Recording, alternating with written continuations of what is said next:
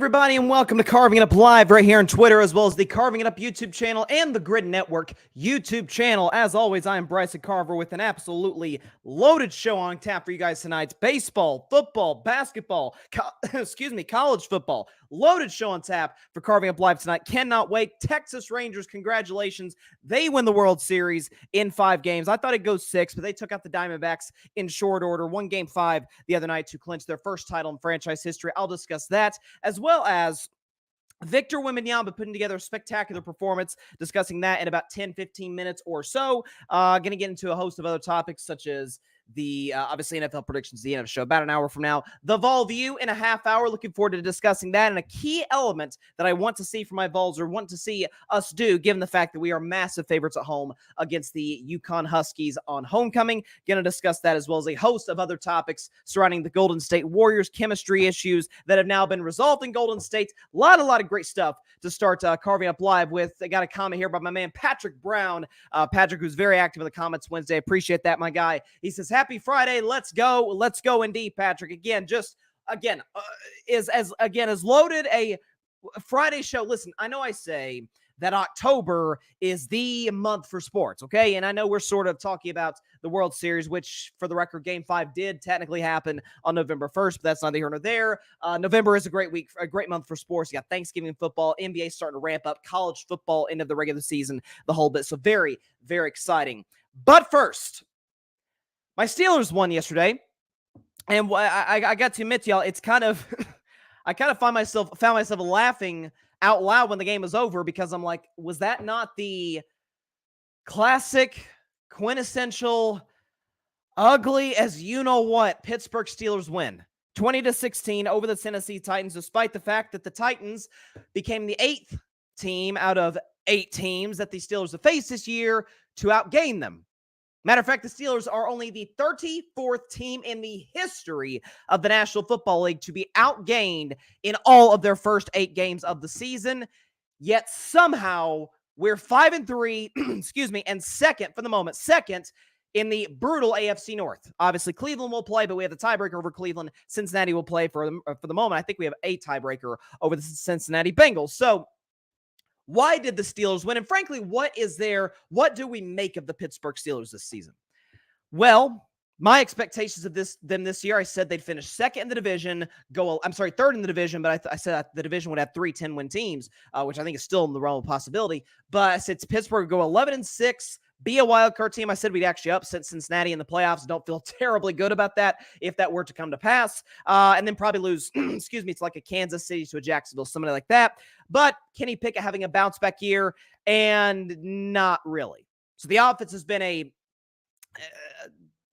this goes without saying, a pretty colossal disappointment. But then again, Matt Canada is the OC, which Pittsburgh Steelers fans, don't throw apples or whatever you're eating. Don't throw anything at your screens right now, or don't throw your earbuds or however you're listening to the show, or don't crash your car or something when you hear this. But I actually thought Matt Canada called a decent game last night.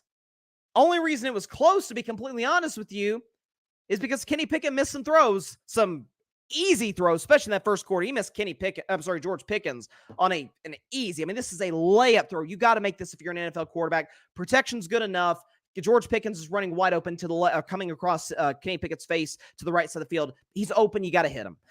So he wasn't able. He missed that throw. He missed some other throws. But it's Kenny Pickett is the hardest quarterback to me to evaluate in the NFL from the perspective of, can he put together the complete game? Because he's almost I hesitate to call him coin flip Kenny, like I call Anthony Davis coin flip Davis. It could be heads one night, he's great. Tails the other night, he's bad. There's really no in between. That's kind of how Kenny Pickett is, except his heads are consistently heads. His tails are pretty consistently tails. His numbers through the first 3 quarters of games, his passer rating's like in the 60s. And in the fourth quarter, his passer rating's over 100. I call him fourth quarter Kenny. I say that sort of tongue-in-cheek, but I read yesterday 7 game-winning drives for Kenny Pickett in just basically a season of starting games, a little over a season starting games. Okay, so he comes up big. That's always good. If the defense keeps it close, which the Steelers have done in all but 2 of their games this season, which Kenny didn't finish, 2 of those games. One was a blowout loss to Houston. The other was the last game against Jacksonville, where the Jacks pretty much controlled that game throughout. but you put him in a position where he's got to make throws. He does. He doesn't make him through 2.5, 3 quarters, which is incredibly frustrating watching that game because he got Matt Canada the first time, according to Kirk Herbstreit and Al Michaels, who called the game on Amazon last night. First game on the sidelines for Matt Canada, where I'm like, okay, maybe can see the field better, communicate with Tomlin better, communicate with Kenny better. Listen, the Steelers scored 20 points. Kenny Pickett had a pretty average game statistically.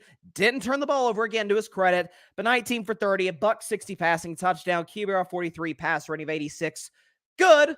QBR isn't great, but fine, given the circumstances, given the fact that we still don't view Matt Canada as terribly creative, which I didn't think he was creative last night. There was a couple of nice, like, third and short plays. He ran a reverse one point. I think it was to Calvin Austin, if I'm not mistaken, that I thought was nice.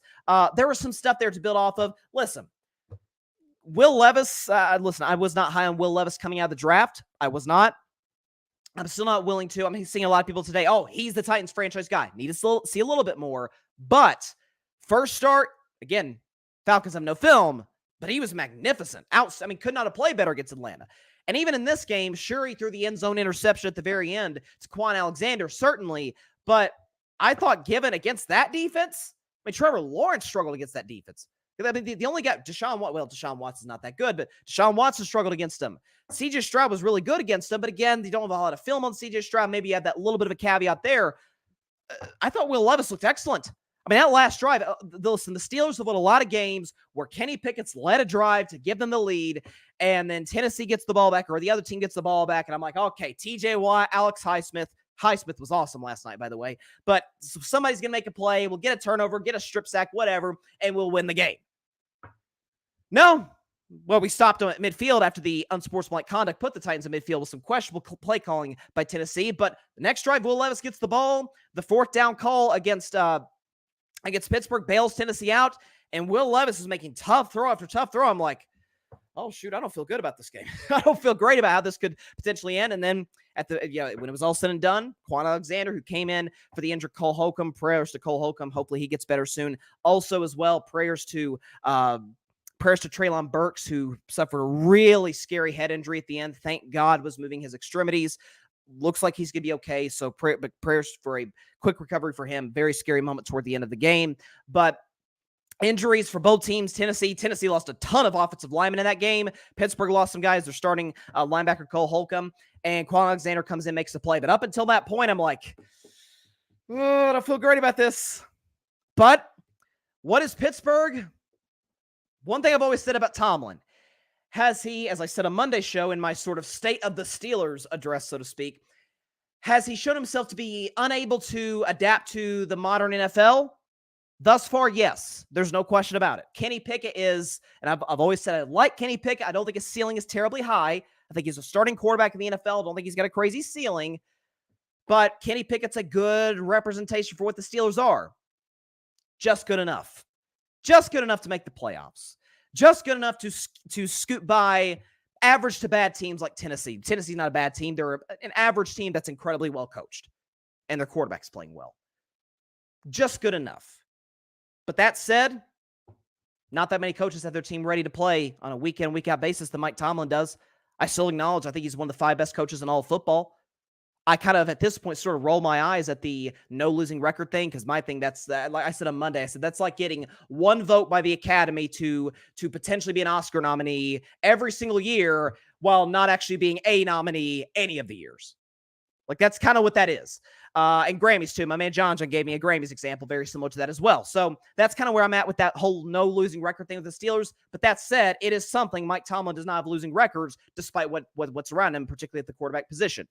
But Pittsburgh's good. Pittsburgh's going to be a playoff team. I feel very good about that. For the record, Pittsburgh has the Green Bay Packers coming to Acrisure Stadium next week. I feel great about that game. I think we will absolutely terrorize Jordan Love. At Cleveland, at Cincinnati, doesn't sound great. But home game against Arizona, home game against New England on a short week. I feel good about both those. At Indianapolis, we should win that. And then he finished with Cincinnati, Seattle, and Baltimore. That's a brutal 3-game stretch to end, but I say we could win 1, maybe 2 of those with a great defensive performance. But Pittsburgh is just good enough. I think they have an excellent roster. O-line needs some work. Kenny's fine, not special. Same could be said about the OC, Matt Canada, but defensively, they were outstanding. Alex Highsmith was the player of the game, in my view, on the defensive side of the ball. George Pickens, by the way, George Pickens, and I'll check the comments. Interesting. Say something he put on Instagram. He put this post on his Instagram stories, and then in tiny, tiny letters, he wrote, "Free me." Which, again, this is why I'm saying, Mike Tomlin, you've got to adapt to the offensive side of the ball. You've got to hire creative offensive mind, which he has not done since Todd Haley. But I think about George Pickens last night. Look at his numbers. He was non-existent. 2 catches for -1 yard. You got it, folks. Yes, is he double-teamed? Yes. You know who else gets double-teamed on a week-in, week-out basis? A.J. Brown, CeeDee Lamb, Tyreek Hill. They still get the football. Justin Jefferson, when healthy, gets the football. You got to get the ball to your best players. You got to get the ball to George Pickens. That's something that Pittsburgh needs to address quickly. People are going to be like, "Oh, he's being a diva." Yeah, I'd be a diva too if I had that kind of talent and they don't throw me the football. And we're having the struggles we're having offensively. And I'm like, yeah, no duh. No wonder we're having the struggles we're having offensively. You're not getting the best player on the offense, the football. Hopefully we address that. But Pittsburgh, again, I'll reiterate, just good enough. I'm happy we won last night. I still think we're going to make the playoffs, but is it a situation where I'm going to wave my terrible towel here across the show after a big, impressive win? No.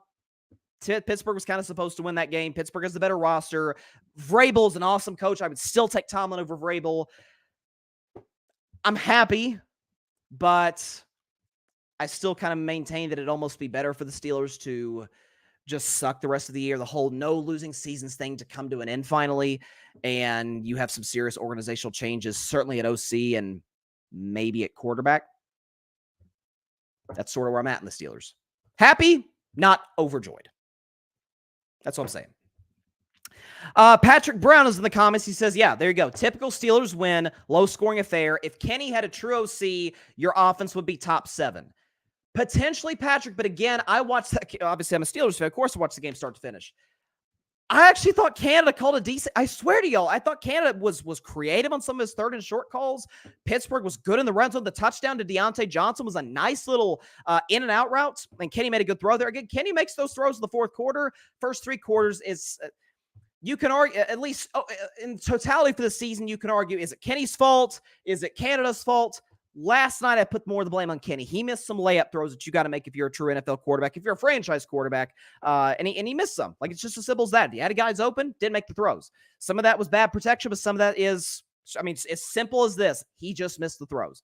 So, but a good win for my Steelers. We're 5-3, second place in the toughest division in football, with currently, at least up until week 18, the tiebreaker over the best team in that division, in my view, the best team in football, the Baltimore Ravens. But you have to listen. We got Green Bay next week, so Baltimore's got Seattle, which is again, I'll predict the games at the end of the show about an hour from now. But Baltimore's got the Seattle Seahawks. That's a tough game at Baltimore. Who do the Ravens have next week? If they got to bye, the Baltimore. Oh, they got the Browns next week, and that's a tough defense. So maybe Baltimore splits here. Pittsburgh takes care of business against Green Bay.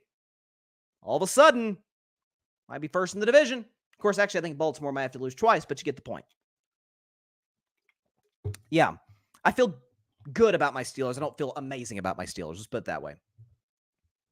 I thought the standard in Pittsburgh, Mike Tomlin, the standard is the standard. I absolutely love that quote. I think Mike Tomlin is one of the best motivators in the NFL. That doesn't get enough credit. I mean, Dan Campbell, phenomenal motivator in Detroit. That doesn't get enough praise. Yes, it's awesome to be great with X's and O's, but if you can't motivate a stick, then it doesn't matter. So Mike Tomlin does that. But if the standard is winning championships, which last I checked, Pittsburgh has as many championships as the team with the most ever, the Patriots with 6.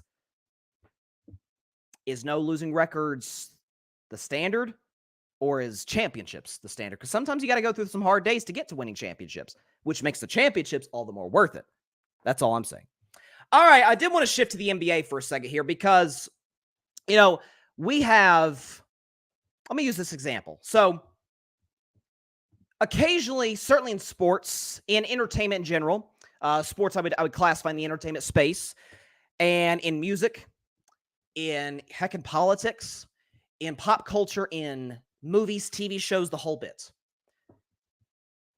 It usually doesn't take very long to suss out if somebody's going to be amazing or if they're going to be terrible, but particularly amazing.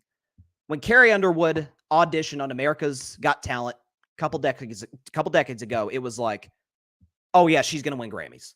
Okay, that is special. When the Jackson 5, when the Ed Sullivan Show, 60s, 70s, it's like, oh yeah, this Michael kid? Yeah, okay, yeah, he's going to be something. Another MJ, Michael Jordan. Now, he was the 3rd overall pick in 84, but if you watch The Last Dance, talk to Chicago Bulls executives, players in 1984, when Jordan took the scene, it was like, okay, we've got our franchise player for the next decade and a half. We're going to win some championships. He's the best player in the league already. LeBron James. Remember that opening night in Sacramento back in 03? I don't remember. I was 4 months old, but the majority of the NBA world does. And LeBron put out that outstanding stat line. Cavs lost, but you were like, okay, the hype is real. Like, we hear hype about Leonardo DiCaprio, Kate Winslet in Titanic. It's like, okay, those two are going to win a bunch of Oscars in the future. Those two are special. It's pretty easy to see who's special and who's not, who's very good to really talented and who's got all the talent, all the capability to be iconic. That's Victor Wembanyama. It's time we stop arguing about this, okay? Because we see him dominate in France. We see the one-legged threes. We see his ability to kind of get whatever shot he wants to a certain degree. But it's like, okay, but the NBA has more stronger bodies than Europe to a certain degree. There's more talent in the NBA than there is in France and in Europe in general. Although there's a lot of talent in Europe that's coming to the NBA. That's part of why the NBA is so great. But in terms of talent, there's hype around Wemby. Okay, he's first overall pick. Okay, he was great in the summer league, but he has his moments. Maybe he's a little up and down. He is a rookie after all. Yeah, Victor Wembanyama is already one of the 15 best players in the NBA. It's not arguable. He is. How about this stat? Before I even get to that stat, let me just back up for a second. Let's not get too ahead of ourselves. So, Spurs won last night at Phoenix, 132-121. By the way, Beal's still out for Phoenix, but KD played, and Devin Booker came back from injury. He played as well. And in a game where Kevin Durant dropped 28 on 15 shots, and Devin Booker had a near 31-point triple-double, they weren't even the best player on the floor. It was Wemby. 38 points, 10 rebounds. And by the way, I'm 15 of 26 shooting for the field, 3 for 6 at 7-5. He went 3 for 6 from three-point range. Had the best plus-minus for the San Antonio Spurs and in the game in general. And to cap it off, he had a couple blocks and a steal. This is LeBron in 03. This is MJ in 84. This is the Jackson 5 in the late 60s, early 70s. That's what this kid is. You say, Bryson, it's only been 5 games. Let's not get too ahead of ourselves. No, I'm gonna get way ahead of the rest of the curve on this, way ahead of the rest of the pack on this. So I said Wemby would be, at the end of his career, if he is healthy, one of the 15 greatest players of all time. I now think he can be one of the 5 greatest players of all time and in the GOAT discussion. I'm dead serious. Look at this. We can pull up this stat. So Wemby is already, think about this, folks, the best player in the league at one thing, and not to mention he's arguably the best player in the league at another 5 games in. 5 games in, Victor Wembanyama is the best shot blocker in the NBA. Look at his stats. He's averaging 2.2 blocks a game. 5 games in, and he's a perimeter player at times. He's averaging 2 blocks a game 5 games into his career. And even more interesting, you look at special talents to come into the NBA. Think about LeBron. You think about Luka Doncic. You think about Steph Curry. Victor Wembanyama this season only trails LeBron and Luka in clutch points this season. He's 1 point ahead of my man Steph Curry. LeBron leads the league in clutch points. I could have sworn LeBron wasn't clutch. That's what I was told. Anyways, Luka Doncic is second in clutch points. Victor Wembanyama is third. Now, by the way, Jason Tatum's not in that discussion because the Celtics are blowing everybody out.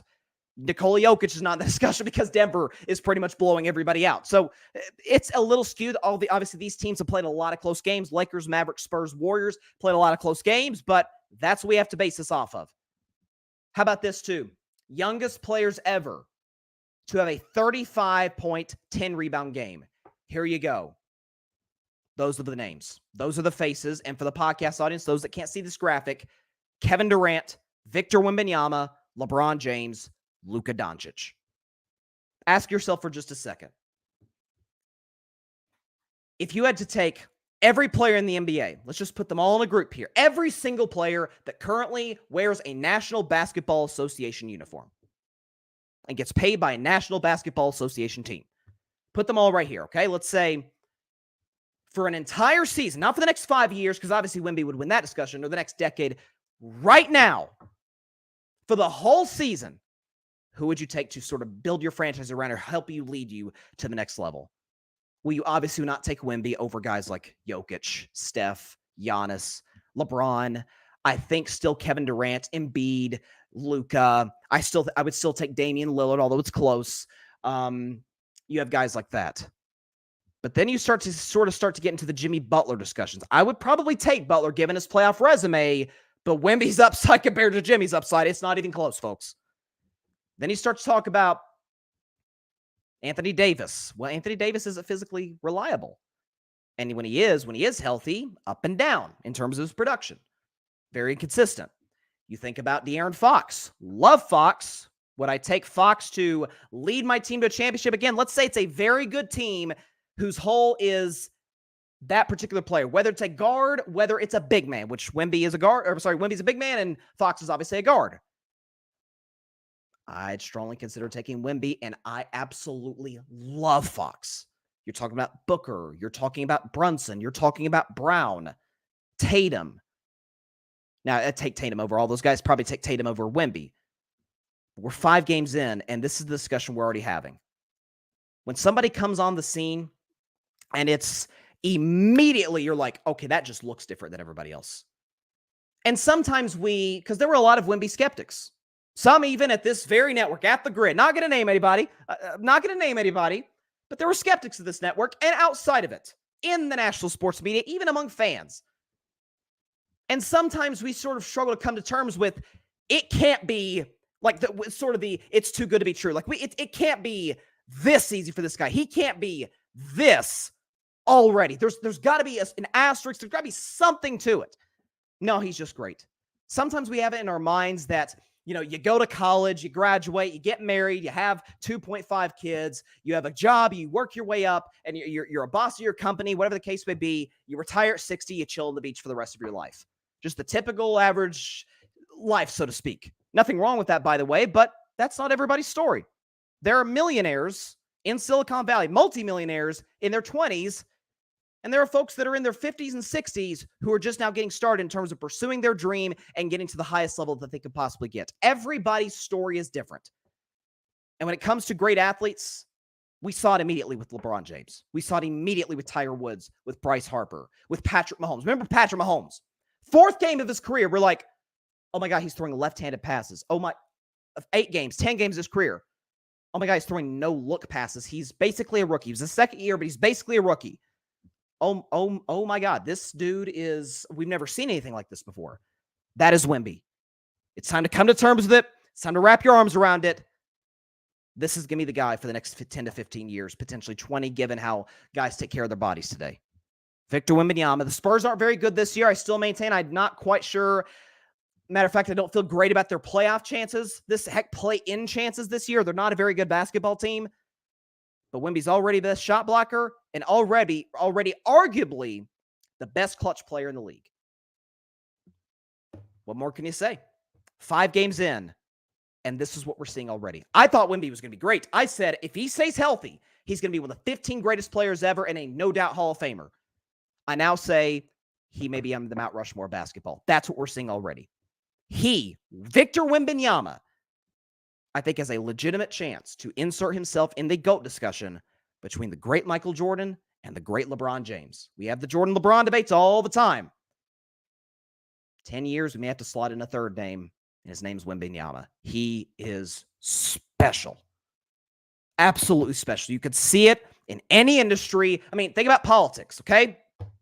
In the early 60s, we'd had some sort of no offense, but kind of run-of-the-mill presidents outside of FDR, right? We had your Herbert Hoovers, who wasn't that good of a president, and Harry Truman was a good president, but had his faults, kind of a blunt guy. Dwight Eisenhower, great general, one of the best presidents we've ever had.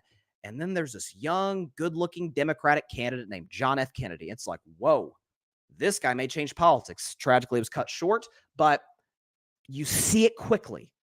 That's Wembanyama. I have no words. It's, man, LeBron's only got a few years left, although you wouldn't be able to tell by the way he's been playing this season, especially that game against the Clippers was freakish. But this is going to be the guy to take them. We were kind of worried. Remember, I talked about in the show, I'm like, dang, I don't know who's going to take the mantle for LeBron. When LeBron's gone, who's going to be the guy? I mean, Steph is not that far behind LeBron's age. Neither is Kevin Durant. Jokic, I don't necessarily think wants that title, just in terms of he's kind of introverted, doesn't like all the media attention, the press. It's this kid. I mean, it is good for the San Antonio Spurs. That's an easy organization to root for. He's got Popovich. He's got an amazing developmental staff, an amazing medical staff. They'll draft well. They'll surround this kid with talent. Eventually, as he gets better and better, free agents will want to come to San Antonio. Whoo! Watch out. Watch out for Mr. Wemby, because he has the chance to be beyond special. I'm talking iconic. I mean, I know it keeps going on and on about this kid. I get it. It may sound crazy, but again, you can tell early. And he's that guy. Truly special performance. By the way, I'll talk about the Golden State Warriors later. They're 4-1. By the way, before I even get to that, well, it looks like we got a comment here. Let's see what the comment says. Patrick Brown, Wemby has stole the headline. Scoot, as in Scoot Henderson, hasn't been mentioned to my knowledge. No, he hasn't. And Scoot's kind of looked rough out the gates. I still think he's going to be a really talented player. I think he's going to make a lot of all-star games. Not saying I totally build a championship team around him. Again, it is early to say that, but athletic point guards, that historically is not the mold to build a title team around. But big man, yeah, like Steph Curry, Isaiah Thomas are outliers. Like, you typically don't build championship teams around small guards. They're just, Isaiah Thomas is one of the 12, 13, 14, 15 greatest players ever. Steph, to me, is the sixth best player, knocking on the door of fifth. Those guys are outliers. That's usually not how it works. But you build around big man, Kareem Abdul-Jabbar, or Wilt, or Dr. J, or Kareem, or Shaq. Like, those are the guys you typically, historically, at least build around, or a great wing. He is, man. And Patrick says, once Wemby understands how to use his body, it's a wrap. No question. And that's something else too, Patrick. I'm glad you bring that up, because that's a criticism I heard too. Oh my God, he looks so clumsy. Yeah, he's 7 feet 5 inches and 19 years old. Of course he's a little clumsy. I mean, Chet Holmgren, not the physical specimen that Wemby is. Chet Holmgren, when he came in, I'm like, golly, he's talented, but he's like a freaking twig. He's so skinny. Look at all the muscle he's put on since. And now Chet Holmgren looks like, hey, this kid could be really, really good. Make a lot of all-star games himself. Oklahoma City's on the come-up. My Warriors play him tonight.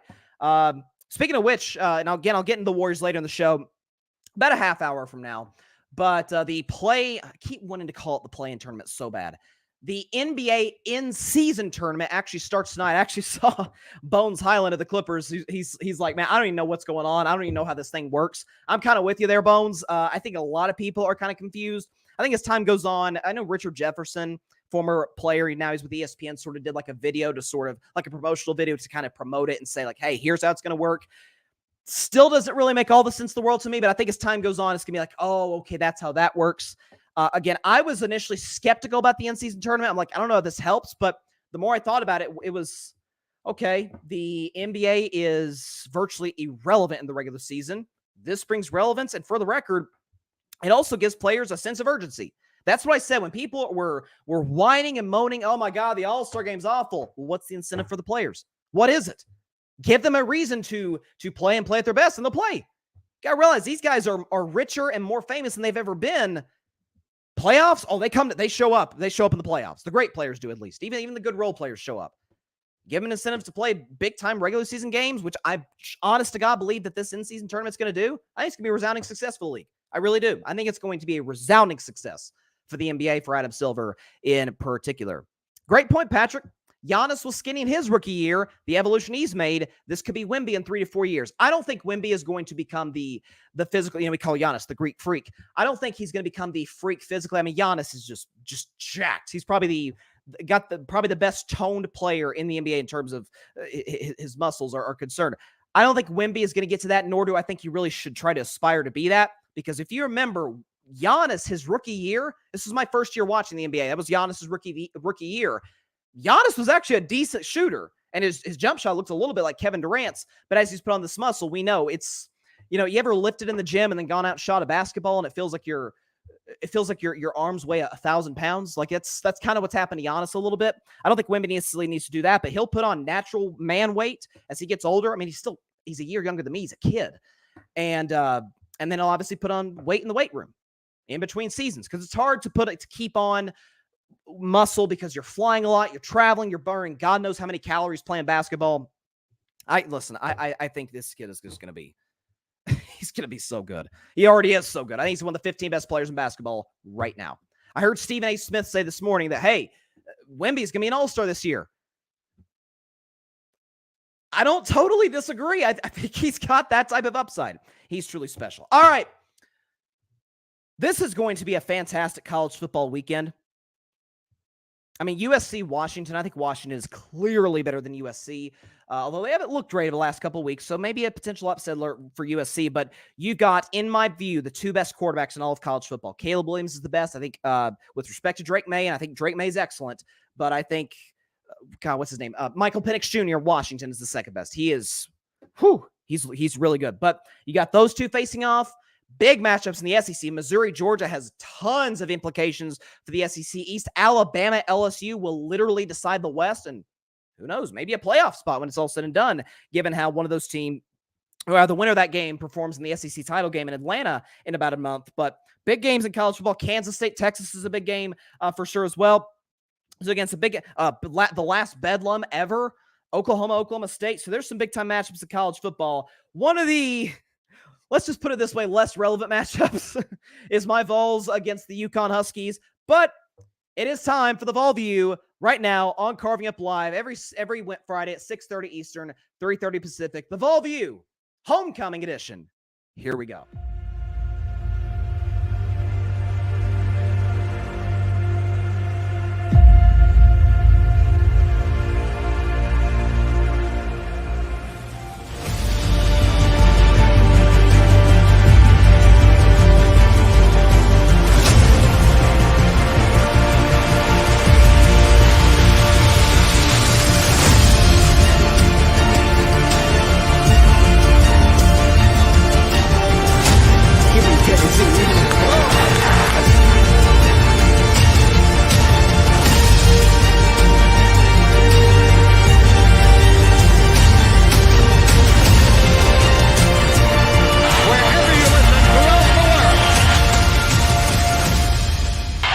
Football time in Tennessee.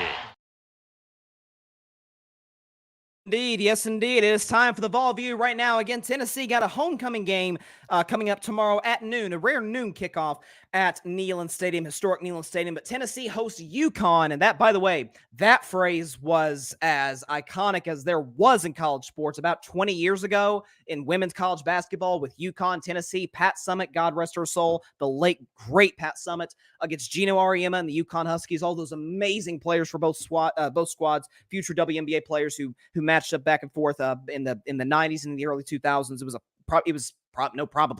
the best rivalry of women's college basketball, one of the biggest rivalries in all college sports. So, and listen, UConn's still great in women's basketball. Tennessee, I think we're ranked 11th, if I'm not mistaken, this season women's. So Kelly Harper's done a fantastic job over there. But listen, we'll talk more about women's basketball as that season approaches. But Tennessee has Tennessee's got to just have my dad pass me the freaking Tennessee visor. I'm not wearing that. I don't do visors. I do hats. But point is, Tennessee's got a home game against UConn. They are a whopping 35-point favorite at home against the Huskies, who are not even going to be bowl eligible this season. And we just got into November. They are 1-7. They have one of the worst defenses and one of the worst offenses, frankly. There's not a lot of good units if you're 1-7. And certainly that could be said about UConn, who have been one of the less successful FBS college football programs in a long time. But Tennessee, again, 35-point favorite, ranked 17th in the country. The newest college football playoff poll came out on Tuesday, had Tennessee ranked 17th. So listen, obviously Tennessee, this game means absolutely nothing for SEC title hopes. Tennessee does not control their destiny. That goes without saying. They would need, again, as simply put, Florida has to lose, which Florida's going to play LSU. They're going to get smoked. So Florida's going to lose. Tennessee's just cursed with the swamp. It is what it is. But Florida's going to lose to LSU. So that's going to happen, and it is.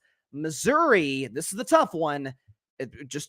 Missouri has to lose another game. Thankfully, Tennessee plays Missouri. Georgia has to lose twice in the SEC, that is. They play Missouri, they play Ole Miss, they play Tennessee. Obviously, if Tennessee doesn't beat Georgia, it's an absolute wrap. It's over for our hopes to win the division, which I didn't think we'd do before the season. But in order for us to sniff the college football playoff, which I said we'd get to, not looking so great today, but then again, the Ohio State Buckeyes were barely in the top 20 in 2014, albeit they had one loss, and ended up winning the national championship when the first college football playoff poll came out in 2014. So anything can happen. But Tennessee's going to win this game. I didn't even put the work in to put a final score prediction graphic on here. I'm not even getting it's just off the top of my head. I'm going to go Tennessee, just big score, little score. I mean, that's kind of where it's at. Tennessee's going to cover. Just UConn's defense is awful. Their offense is awful. I'm going to go Tennessee 59-10. Tennessee 59, UConn 10 on Saturday afternoon in Knoxville, in Knox Vegas at Neyland Stadium. But really, to me, the bigger overall picture for this game for Tennessee is Joe Milton. We assume he's going to play well. Joe Milton's actually been very good. I thought he played well enough to beat Alabama. He just didn't get enough time from his O-line, and his receivers didn't separate in the second half. Last week against Kentucky, I want some money on that game. Thank you very much. But they beat Kentucky. Joe Milton was absolutely fantastic. Dylan Sampson, the third-string running back for Tennessee, freshman, ran his tail off in the fourth quarter, up and down the field, breaking tackles on a little shovel pass by Milton in the fourth quarter on 2nd and 11. It was the play of the game. Really helped Tennessee, get the go-ahead drive, not the go-ahead drive, the put-away drive in the fourth quarter to win that game on the road against Kentucky, which for the moment kept our SEC East hopes alive and bare minimum made us bowl eligible. So Tennessee's going to beat UConn. Here's what I want to see, folks. I want to see Joe Milton and this Tennessee offense continue what they did last week against Kentucky, fire on all cylinders, play well, go up like 35-0, something like that in the first half. Maybe play Milton to start the second half, and then take him out, take Joe out, give him a breather. Good game, Joe. Last homecoming at Neyland Stadium. Give him his props, and then bring the future in. A kid by the name, and I think I'm saying it correctly. It's a tough one. I've heard it pronounced different ways. I'm going to do my best. Nico, it's his first name, Nico Iamaleava. I believe that is how you say his name. He comes obviously from the West Coast to Knoxville. It was between him and Arch Manning, obviously the son of Cooper Manning, the nephew of Peyton Eli, the iconic Manning family, the first family of all football. But Arch Manning, Nico Iamaleava, like back and forth, it was those two. Who's the best quarterback in high school? They're both 5-star recruits. Obviously, Arch went to Texas and Nico went to Tennessee, and that's the two UTs. It's kind of fitting. Gets the two best quarterbacks from this past recruiting class. But if you look at Nico Iamaleava, okay, and you look at his stats from where's the high school? Warren High School. Nico threw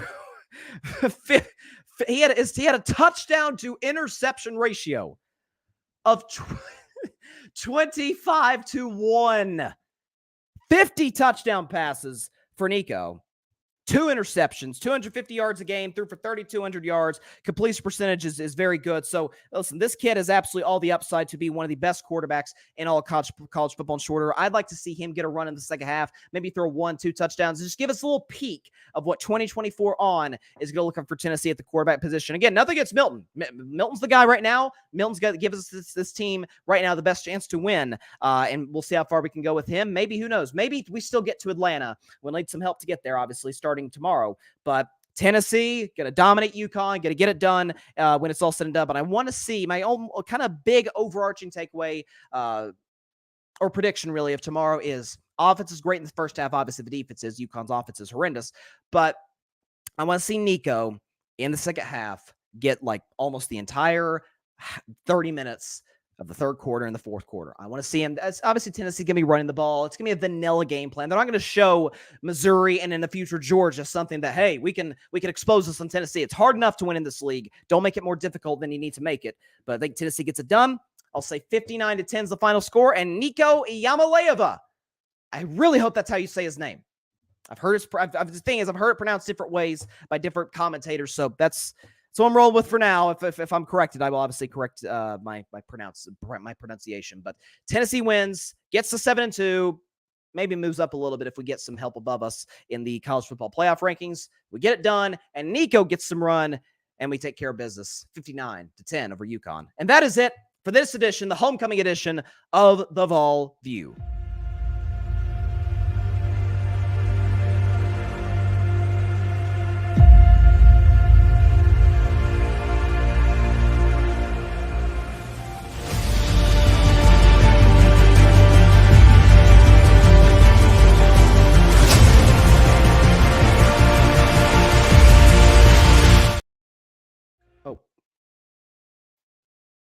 Oh, I guess that's it. Okay.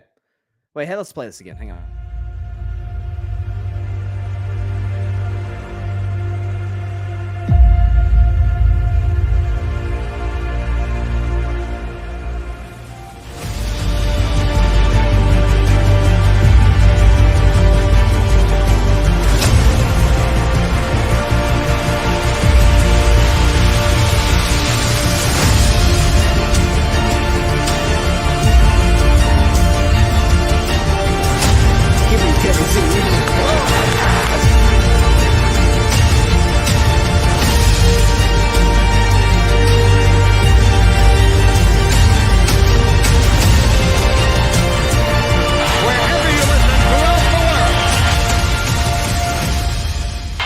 Football time in Tennessee. That I don't know what that went in and out there with the whole Tennessee Vol View video. So got it ready to go. Vol View, very excited, and we'll get it done. Hopefully against UConn. Not hopefully, we will get it done, and I assume we'll cover as well. Minus 35 is a lot, but UConn's bad. We're really good. We'll take care of business. Okay, let's move on.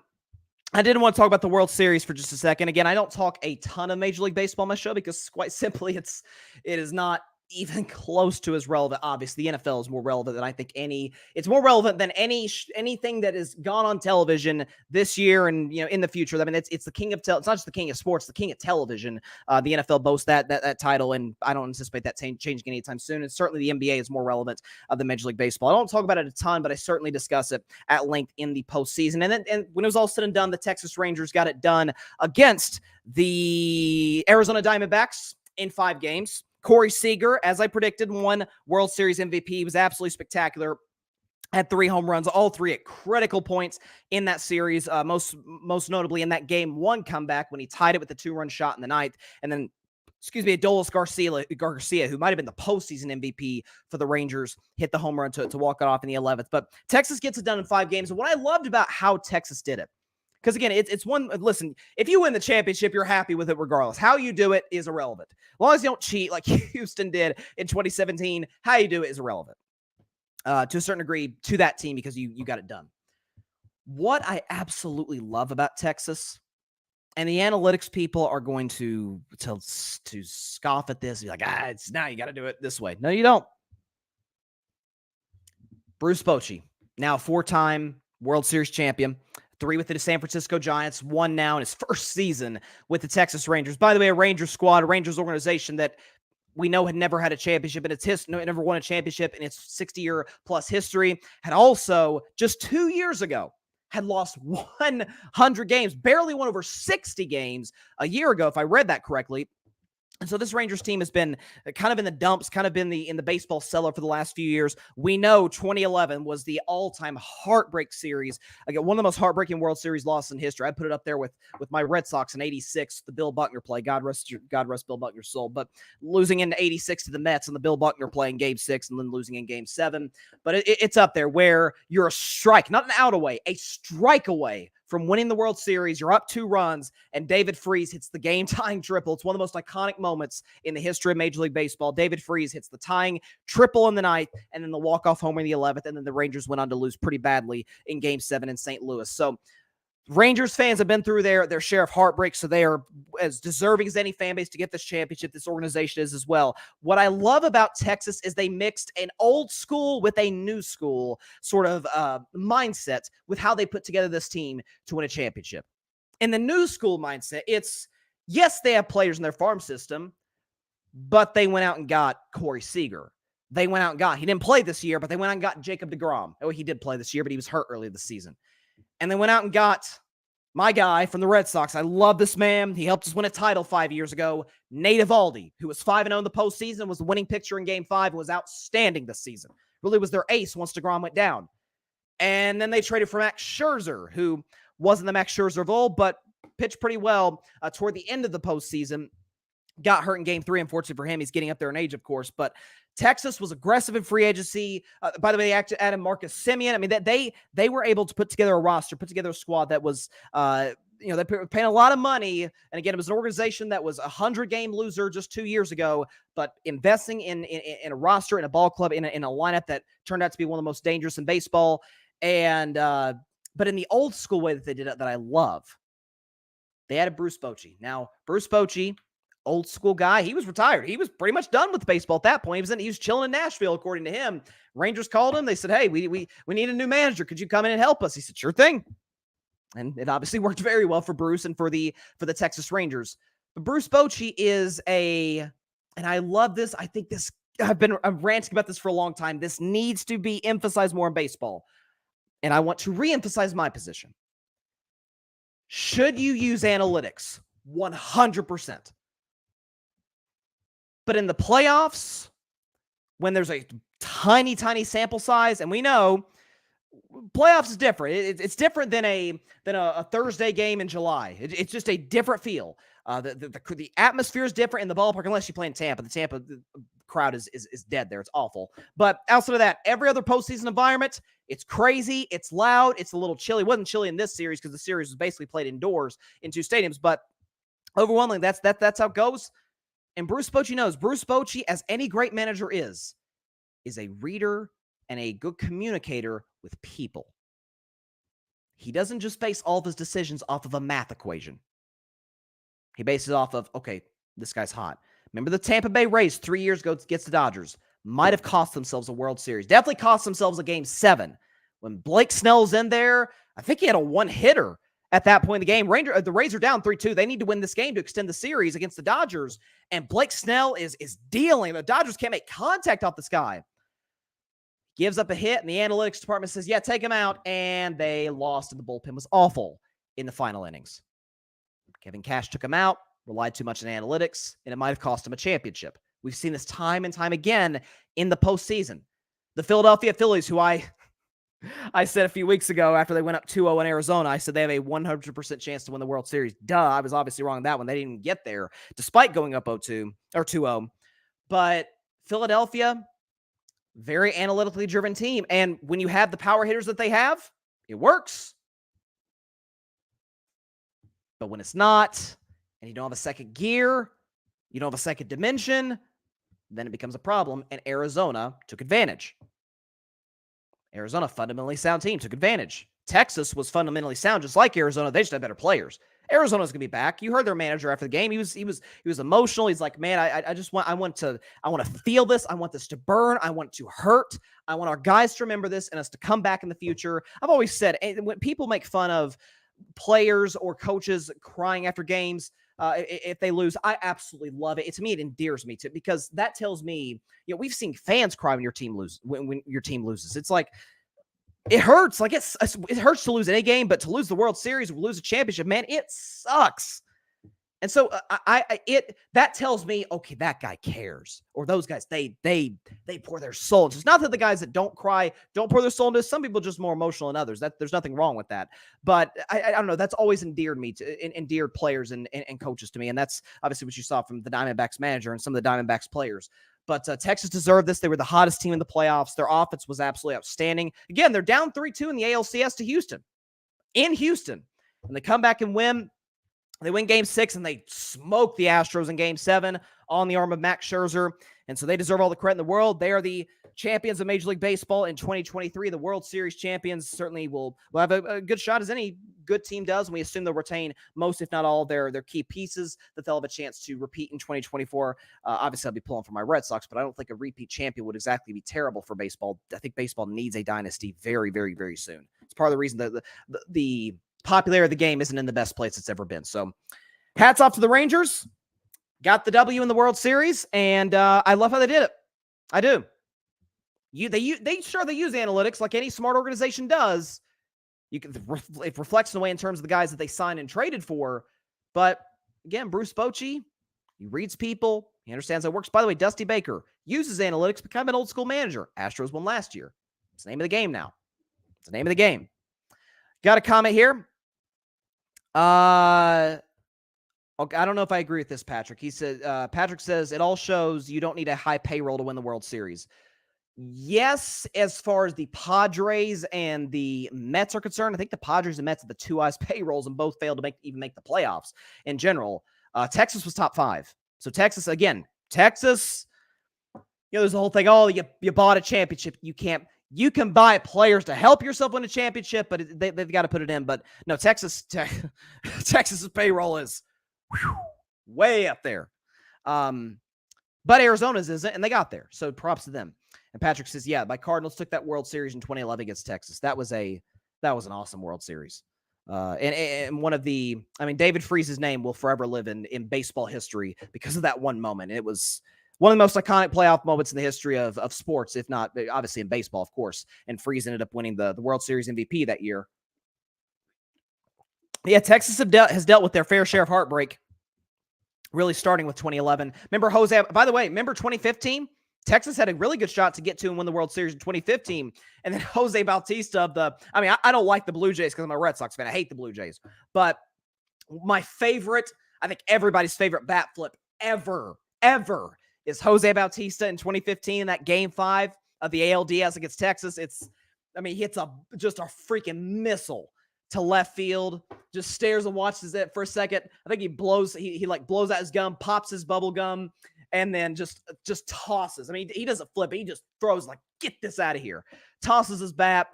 And I don't even like the Blue Jays, but that was an awesome playoff moment. And Toronto was, of course, going nuts when that happened. So again, the Rangers have dealt with their fair share of heartbreak. So you feel all the better for those organizations that get a championship. So hats off to them.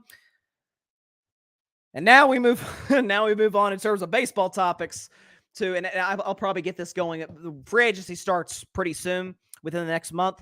So Ohtani watch may become a focal point of Carving Up Live. Let's just put it that way, because I'm just saying the reports that are coming out from esteemed sources say Shohei Ohtani, the Red Sox, it's got a chance. Ohtani watch will become a real thing on Carving Up Live. Yeah, Patrick is 100% right about this. He says, and this was the least watched World Series with 9.11 million viewers. Yeah, it was. Baseball really needs a new commissioner. The WNBA was a dying brand with the previous commissioner. And then Kathy Engelbert comes in, different league, grows and grows and grows and grows every single year. Gets better and better. By the way, again, I keep saying this, women's basketball isn't about as good of a place as it's ever been. You're going to have Angel Reese coming in. You're going to have Caitlin Clark. Caitlin Clark's probably going to be the number 1 pick of the draft in 2025. 5. So you'll have her. You'll have Paige Beckers out of UConn. There's tons of Haley Van Lith at LSU. Tons of talent coming to the WNBA next year with the talent that's already there with the new dynasty in the WNBA with the Vegas Aces and the New York Liberty are obviously a stacked team as well. So, but the talent is there in baseball. It's the most talented that baseball's ever been, and it's not even close. It's not interesting. Now, I do like that they added the pitch clock. I think it was an amazing addition to Major League Baseball. But in the same breath, and by the way, made the bases bigger as well, but they do about as poor of a job. And I'm glad, Patrick, you mentioned the thing about the ratings. I don't know if there's a major American league that markets their sport more poorly than Major League Baseball. The NFL, they're in a different league in terms of their market. It's off the charts. If Taylor Swift never dated an NFL player, much less one of the best NFL players, they would still do an amazing job. They've just capitalized on the fact that Taylor Swift is probably the most famous woman on earth. And so it's like, okay, let's use this. The NBA does an awesome job. NBA players have way more followers on social media than NFL players. NBA doesn't do as good of a job, but again, the NBA isn't as popular as the NFL, and it probably never will be because the NFL's king. But the NBA does an amazing job marketing their brand. Again, I mentioned WNBA does a good job. Actually, I don't even watch hockey. Hockey does a solid job. College football does an awesome job. College basketball in the tournament does a great job. Now, some of it is the fact that baseball's postseason falls during football season and at the beginning of basketball season. I get that. But, yeah, I mean, it's the winner of the World Series. I watched these shows. Didn't even lead off the shows. A November game. By the way, a great November game. But a November game between the Lakers and the Clippers led shows, and then Warriors Kings followed it. Then it was the Rangers. I hesitate to say that it's a dying business and a dying sport and a dying brand, because, man, I hope that's not the case. But, God, they need a new commissioner. Manfred's not the guy. He's not. He's not the guy. They do a terrible job marketing their sport. Thank you for bringing that up, Patrick. Anyways, I'll get off my soapbox now. But congratulations to the Texas Rangers. Listen, George W. Bush had the same prediction I did. He said Rangers in 6. But obviously he's a very happy man today, as well as the entire fan base in Texas, ownership, players. So hats off to him. Hats off to him. Speaking of the Warriors, I did want to talk about them for a moment. So the Warriors are 4-1. I don't know if you heard. Playing pretty good basketball.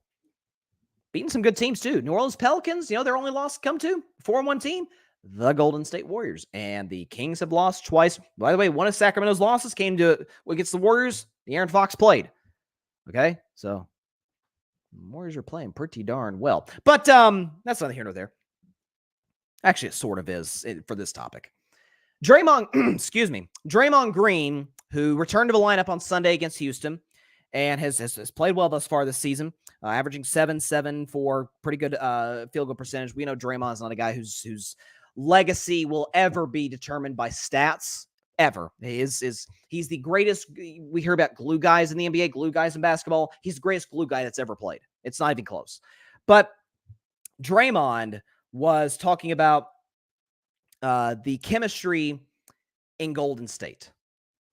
He's talking about the chemistry in Golden State, about how, first of all, Klay Thompson hit a game-winning shot. It was a great shot by Klay to beat the Sacramento Kings on Wednesday night in Golden State. Klay didn't have the best shooting night. Frankly, neither did Steph. Down game by the Splash Brothers, but Klay hit the game winner with 0.2 of a second left. Obviously, the arena went crazy. And you just saw, not just even in that shot, but in general through the first 5 games, you've seen a different, not different in the sense we've never seen it before. We just didn't see it last year. But you're seeing a joy on the Warriors. Steph is playing happy and free spirit, and Klay is just Klay. Just kind of a stone-faced guy, just is hitting shots, chill. Draymond. He's emotional. He's hyped up. He's the heart and soul of the Warriors. Chris Paul is smiling. He's happy, and so is Kevon Looney. Andrew Wiggins. Listen, there's no smile that lights up a room better than Andrew Wiggins. His smile, it's worth $1 million. Okay, and Steve Kerr seems to be. He's not as yelling at his players as much as he was a year ago, which last year it was warranted. And Draymond was elaborating on that to the media. Okay, about the chemistry, because he was asked about that. Hey, does the chemistry feel different than last year? Here's Draymond's answer. Okay. I'll quote him. Last year, we had an awful team as far as chemistry goes. Just pathetic. You look at last year and say, oh, man, this team hasn't lost a Western Conference Series under Steve Kerr. And then it happens. The big reason why is our chemistry sucked. Last year was horse, you know what. It was hard to come to work. This year, you see the joy in guys' faces when they come in the building. You got guys staying over 2 or 3 hours after, just sitting around and talking, getting here 2 or 3 hours early just to be here. You start to see that and be like, okay, this is a group that likes being together. And historically for Golden State, I say this as a Warriors fan since 2013, especially in the Steve Kerr era, this team is at its best. Obviously, it's an incredibly talented group, and Steph is the driver of that bus. We know that. But this team is at its best when the vibes are good, so to speak. When people are getting along.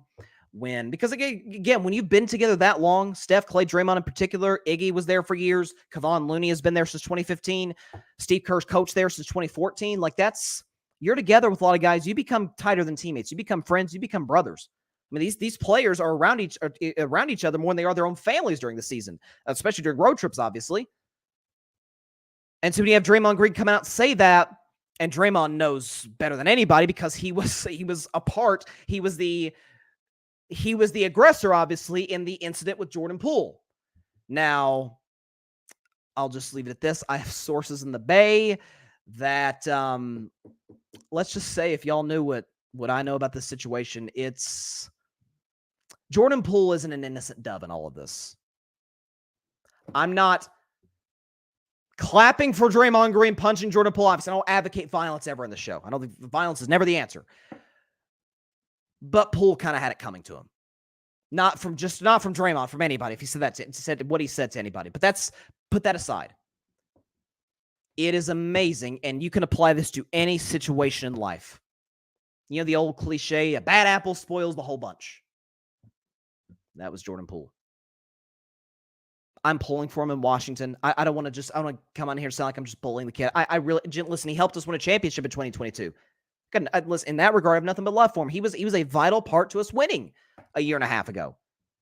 But Jordan Poole is the classic example of a guy who's talented, works his tail off to get to that point, helps a team win a championship, gets the bag, thinks he's the guy, makes more money, at the time made more money than Draymond Green, and all of a sudden he thinks he's the guy next to Steph. No. The hierarchy in Golden State is Steph at the top, I think followed by Draymond, followed by Kerr, followed by Clay, probably put Mike Dunleavy Jr. in there somewhere, the new general manager, Wiggins, Looney, then Jordan Poole last year.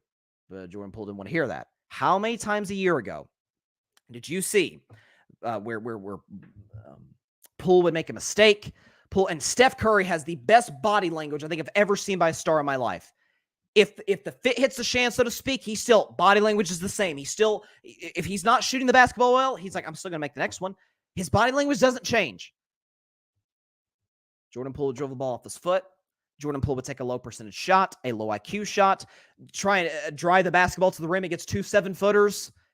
How many times last year did you see Steph? And again, maybe I'm just speaking as a Warriors fan because I watch every game, but over and over, you can look at it. When Jordan Poole took that shot, remember that game 1 against the Lakers? Remember that game 1?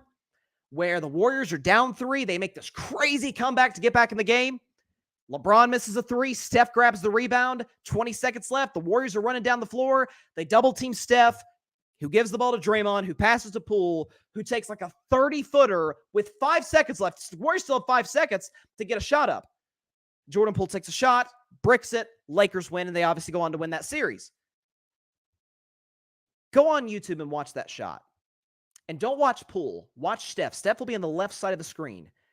And how his head just... oh, whoops. I didn't mean to hit my head on the mic there. Put my mic to the side. He's just drops his head. He's like, oh, this again. How many times last year Steve Kerr just chewing out Jordan Poole during games? You replace a low IQ, not like low IQ person. I'm not saying Jordan Poole's dumb. I'd never accuse anybody of being that. But a low IQ basketball player. Takes bad shots. Does low percentage things offensively. I mean, there's a play with he's with the Wizards. There's a play against Kristaps Porzingis. Jordan Poole has driven the ball between his legs, takes his time to shoot a 3 over 7'3" Kristaps Porzingis. What are you doing? You're 6'2" in shoes. Like you can get a better shot than that.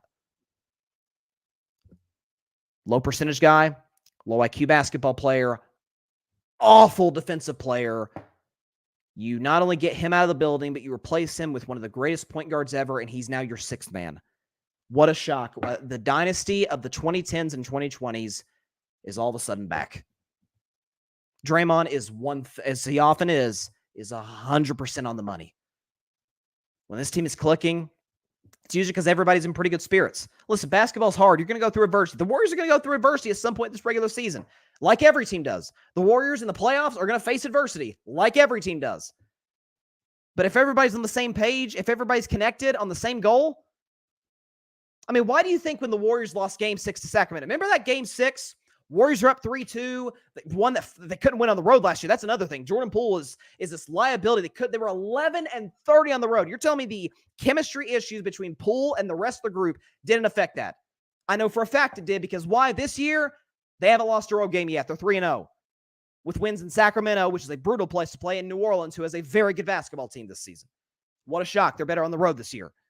But they lose that Game 6 to Sacramento, get blown out in Game 6. So it's on to a Game 7.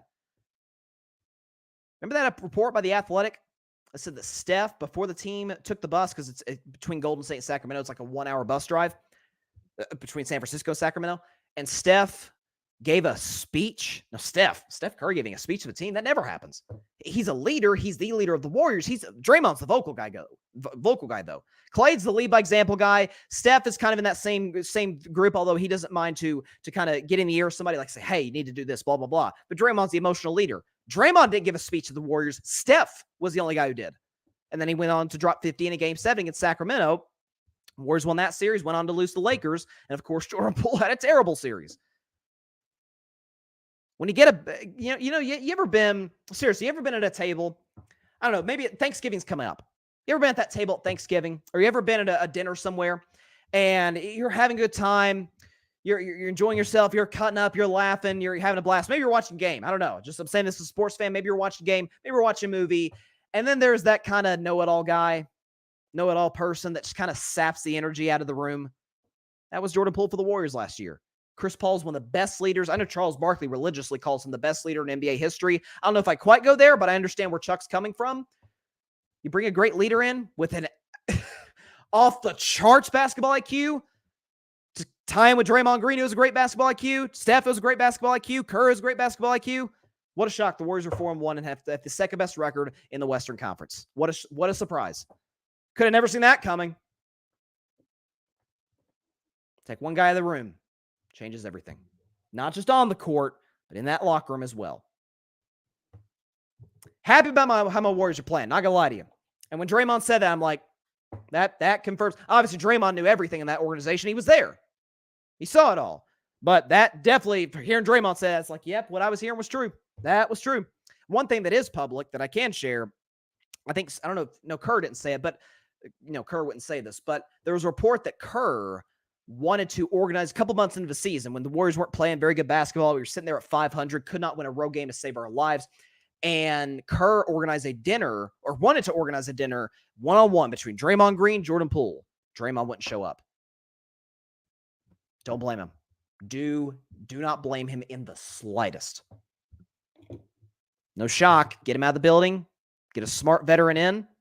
Changes everything. Love it.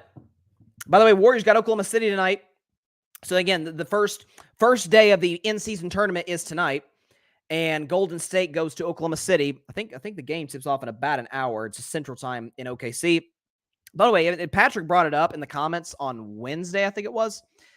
The courts, the playing courts, those are fire, man. Those are nice. I mean, I saw the one in Oklahoma City because Golden State's playing there. Man, these are fire courts. I love them. I honestly, I think this in-season tournament is really going to work well for the NBA. I really, really do.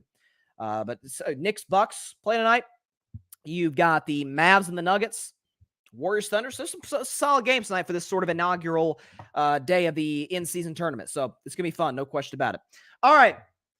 It is now time for NFL predictions. So I love doing these every week. So I want to know, I did take Tennessee in the points. I thought Tennessee, because again, Tomlin at home, at least this year in the last few years, hasn't been an amazing home favorite. He's been a great home underdog throughout his career. Like Vegas, practically, I didn't bet on him as a home underdog, or I don't bet in general, but I wouldn't have bet on him as a home underdog last week because he was facing Trevor and the Jags, and I think Trevor and the Jags are, I think they're one of the 5 best teams in football. But, if you look at overall, historically, Tomlin has been an amazing home dog historically. So, if you look at what he brings to the table in that regard, like that's usually free money if you're a betting man, which I'm not, but that's why I do the segment if I were a betting man.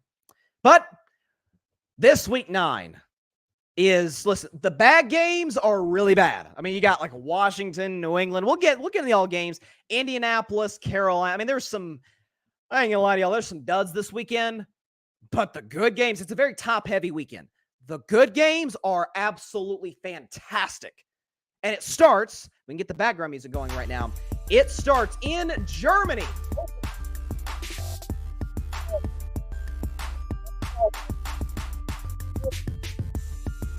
Two teams, both tied for the best record in the AFC currently, and second best record in football. Neutral site game. Kansas City, technically the home team.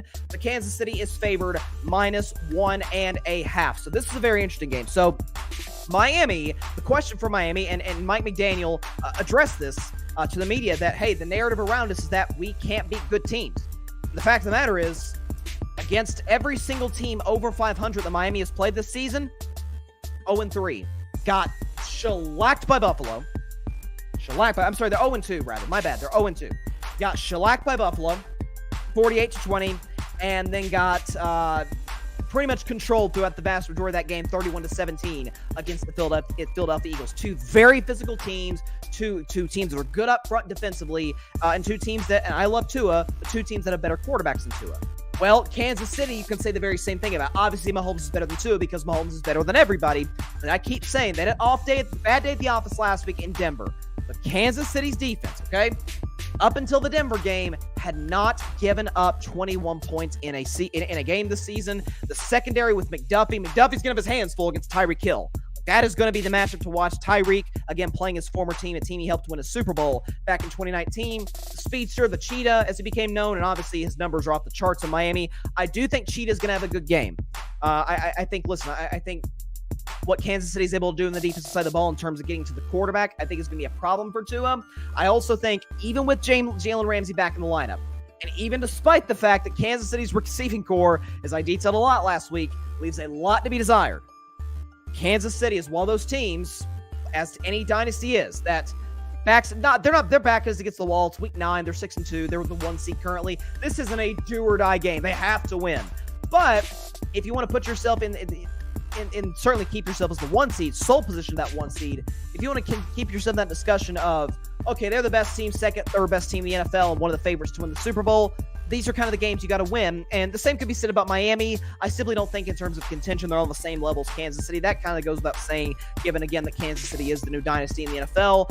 I do think Kansas City wins this game. I'm going to take them 31-23 over the Miami Dolphins. So obviously they do cover minus 1.5 to win this football game. Kansas City 31-23. I think their offense kind of wakes up. Listen, I was thinking about this, and I have criticized Kansas City's receiving core, and I think rightfully so. But end of the day, you know, they had the exact same receivers last year outside of Rashee Rice is in this year and Juju's out this year. Pretty much the same guys, and they actually added Mecole Hardman back to the lineup this year. So it isn't great. It isn't exactly the Cincinnati Bengals or the Ravens or, heck, my Steelers. But Mahomes and Reed seem like they can make just about everything work, right? I've got Kansas City winning 31-23, and they do cover. Excuse me. So to the 1 o'clock games back here in the United States, in Baltimore, it is the Seattle Seahawks. It is the Baltimore Ravens, who I begrudgingly, as a Steelers fan, say are the best team in the NFL. Talking about the Ravens, of course. Baltimore, pretty sizable home favorite at -6. So I'm seeing a lot of people take Seattle, and I understand why. Listen, Seattle is, after all, first in their division, even over San Francisco in that NFC West. Geno is playing okay. Didn't have a great game, albeit against a great Cleveland Browns defense, but did lead a game-winning drive at the end. But how about the Baltimore Ravens? And then this is why I'm liking them to cover in this game. Even despite 6, Pete Carroll, it feels like a lot, but it's on the road. Baltimore's a tough place to play. But what I think is incredibly interesting about this Ravens team, I thought that they would be a Super Bowl contender because I think the roster is tremendous. I think Lamar Jackson is the 5th best quarterback in football. I love John Harbaugh. I love the offensive piece they have. I really liked their defense. I did not think through the first half of the season they would lead the NFL in points given up, in terms of the least points given up in the NFL. That's the Baltimore Ravens. So against the Seahawks team that, yes, they have Kenneth Walker. Yes, they have Zach Charbonnet. Yes, Tyler Lockett and DK Metcalf, although both of them, Metcalf, I know for sure, is questionable to play. I think they'll be able to give it a go. And Jackson Smith and Jigba as well. Seattle's got the pieces. They've got a solid offensive line. But simply put, I think matchup-wise, I think it favors Baltimore. I think Geno will struggle throughout the course of this game. So I will take the Ravens to win 27-17 over the Seattle Seahawks and get the W. Baltimore over Seattle, 27-17. They do cover -6. Again, that was... It's not Bryson's Bleak bet in terms of, I don't know, feel great about -6, but I certainly was not going to bet anywhere near if I were a bet man. So give me the Ravens -6, though, over the Seattle Seahawks. Moving on to the Arizona Cardinals and the Cleveland Browns. Cleveland, a big favorite at home, -10. So the mystery of Deshaun Watson in terms of his health and availability continues. So according to Kevin Stefanski, Browns head coach, Deshaun's going to play. That's what he says. Again, he played a couple weeks back against Indianapolis, threw an interception, and again, didn't appear to get hurt on that play. Left, didn't play the rest of the game, didn't play last week in Seattle. So What's the status of that shoulder? Deshaun's not really disclosing it. Stefanski isn't. It's the weirdest injury situation I've seen in the NFL in quite some time. The Cleveland's certainly the better team over Arizona Cardinals with the worst record in football and, frankly, the worst team in football. I'm actually thinking about – I think I'm going to take the Cardinals in the points. I'm not going to lie to y'all. Here's why. So Deshaun this season has not exactly been a world beater. If you look at his numbers, Deshaun Watson, 4 touchdowns, 3 picks. Completion percentage is QBR 24th in the NFL. I mean, he's not putting up incredible numbers in the limited action he's gotten this season. Matter of fact, he had 1 clunker against my Steelers and is capable of that any given Sunday.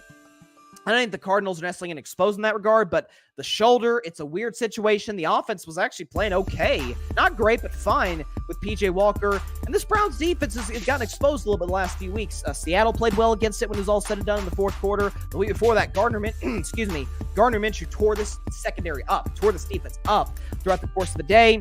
I obviously will take the Browns to win if I can pull up the graphic. I will take the Browns to win this game, but I'm going to take the Cardinals and the points. Cardinals have actually been, listen, they put together an incredible backdoor cover last week with in what ended up, I apologize, the final start in a Cardinals uniform from my man Joshua Space Dobbs. They've got a rookie quarterback starting this week, so I'm not saying he's going to be the future of the franchise. It doesn't look like Kyler's going to play, according to sources in Arizona. But the Browns, if nothing else, they have no film on the kid. We saw this with Bagent in Chicago, came in and tore up the Raiders. Now, the Raiders have a way worse defense than Cleveland, but, it is within the realm of possibility. Let's move on to, we can pull it up here, Bryson's Bleak Bet.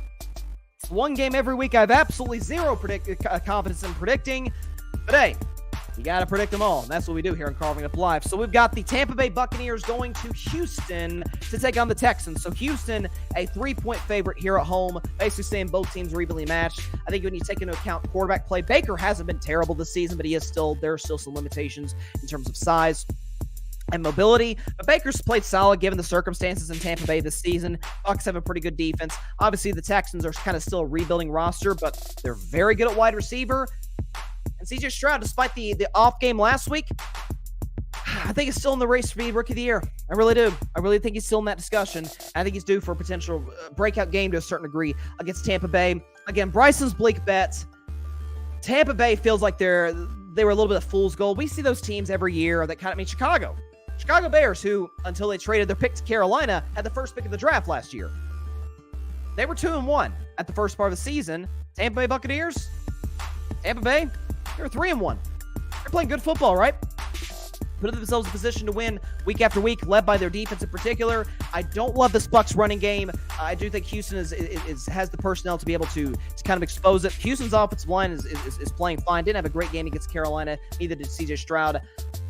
I'll hold my breath, and I'll take the Texans to win by a touchdown, 24-17 over the Tampa Bay Buccaneers. Again, that's why it's Bryce's Bleak Bet. I don't feel terribly great about it, but I'll take Houston. I think like I said on the show, on my prediction show, I still think they have the talent to get it done when it's all said and done in terms of their ability to use the talent that they have. D'Amico Ryan's good young head coach. I think they've got some stuff there. They got a potential good future there in Houston. Tampa Bay's definitely in rebuild mode, but I will take the Houston Texans to win when it's all said and done, 24-17. Moving on to the Chicago Bears and the New Orleans Saints. Saints a big favorite at home, -8. I'm over New Orleans to cover here. I'm not going to lie to y'all because obviously excuse me, guys. I have this cough. I'm not sure why. It is November. I don't know. But New Orleans clearly has the better roster over Chicago. Clearly has the better quarterback. Carr over my man, Bagent. Again, had a nice game against Vegas. Came back down to earth to a certain degree against the Los Angeles Chargers. He's a really cool story. Division II quarterback. You saw his dad multiple times during Sunday Night Football last week. Really cool story. Pulling for him. But simply put, the Saints had the better roster. I never thought in my life that I would take a Saints team -8 with Dennis Allen at head coach. Never thought I'd see the day, but Chicago's reeling. Chicago's defense is awful. The Chargers don't cover against anybody. They don't cover against anybody, and they covered against the Chicago Bears on what was basically a neutral site field. There were some Chicago Bears in the stands. There will not be a whole lot of Bears fans in the stands here in New Orleans in the Superdome. Give me the Saints to win this game by a final score of 28-13 over the Chicago Bears. Again, New Orleans 28-13 over Chicago. They get to 5-4 and put themselves in a position to potentially be first place in the god-awful NFC South. It is a tragedy that a team is going to come out of that division and host a playoff game, likely against Dallas or Philadelphia. Whoever's second in the NFC East is either going to go to New Orleans, Atlanta, maybe Tampa Bay if they were to get it right, but I don't anticipate that. It's a shame. One of the two, Dallas or Philly, deserves to host a playoff game. I don't care what anybody says against whoever wins the NFC South. Both teams are clearly better. More on Dallas and Philly, obviously, later. Moving on to the Minnesota Vikings and the Atlanta Falcons. Speaking of the Falcons, so Atlanta is a 3.5-point favorite here at home. So this game is going to feature two backup quarterbacks. Jaron Hall making his first NFL start, a rookie out of BYU for the Minnesota Vikings. You got Taylor Heineke. Remember Heineke in that playoff game years ago for the Commanders? Went toe-to-toe with the greatest quarterback ever, Tom Brady. Made that game kind of uncomfortable for Washington. I mean, the irony is Washington pushed Tampa in that playoff run more than basically any of the other teams, New Orleans, Green Bay, and Kansas City did throughout the rest of that run. So, but in Taylor Heineke was a big reason for that. Back up in Carolina, back up in Washington, got some opportunities in Washington until they decided to move on. He's in Atlanta now. He's in there for Desmond Ridder. So, listen, this is a guy who has won games in this league. He's certainly got the pieces. I would argue better pieces. Washington has some good offensive talent. I think the offensive talent certainly has more upside in Atlanta with guys like Drake London, Cordell Patterson, and Kyle Pitts, not to mention Bijan Robinson, who I think has an opportunity to have a really, really big game against this Minnesota defense. Listen, speaking of Minnesota's defense, they played much better over the course of the second half with Brian Flores, who, you guys know me, I'm a big Brian Flores fan. I thought this Vikings defense would come out the gates hot defensively, given how awful they were last year, getting a new defensive coordinator. They got off to a rough start, but they've seemed to find their way a little bit. That said, Jaron Hall is not going to be the guy for the rest of the season. Space Dobbs, Joshua Dobbs, that is going to take control of the QB1 spot when it's all said and done. Certainly following this week. So I will take the Atlanta Falcons to win this game and cover barely -3.5. I'll take them to win by 4. Falcons win this game by a final score of 20-16 over the. Falcons win this game over Minnesota 20-16 over the Minnesota Vikings. If I can pull up this graphic here, hang on, y'all.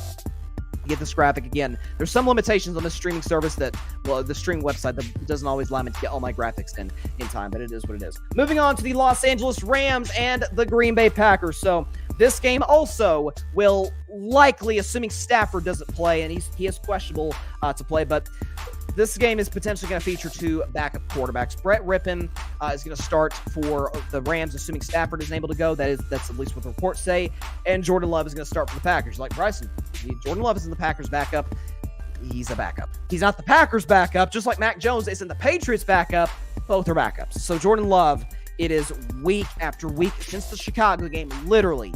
He's been worse and worse and worse and worse week after week in this league as more defensive coordinators get film on him. Listen, Raheem Morris, very smart DC in Los Angeles. He'll be able to take advantage. The Rams didn't trade any of their major guys at the deadline. You'd have to think that's a good kind of boost, a little boost for a locker room that probably knows they've got a ways to go in terms of getting in the playoff picture. I don't think the Rams are a playoff team. I said they win 7 games just on the back of some of their top-end talent. Puka Nacua obviously being a surprise, a welcome surprise for the Rams this year. Listen, the Packers traded away Rasul Douglas, their number 2 corner, along with Jair Alexander, who is still in Green Bay. So when you consider the wide receiver talent they have with Kupp and Nacua, I think Nacua is going to get a lot of the attention from Green Bay's number 2 corner. I think he's going to have a big, big day at Lambeau Field. I think Jordan Love's going to struggle again. I have no reason to believe that something is going to change given what we've seen ever since week 3. I have no reason to believe that that's going to be the case. So I'm going to take the Los Angeles Rams to win 23-17. I forgot to mention Packers are favored -3. They're favored by field goal. I'm not really sure how,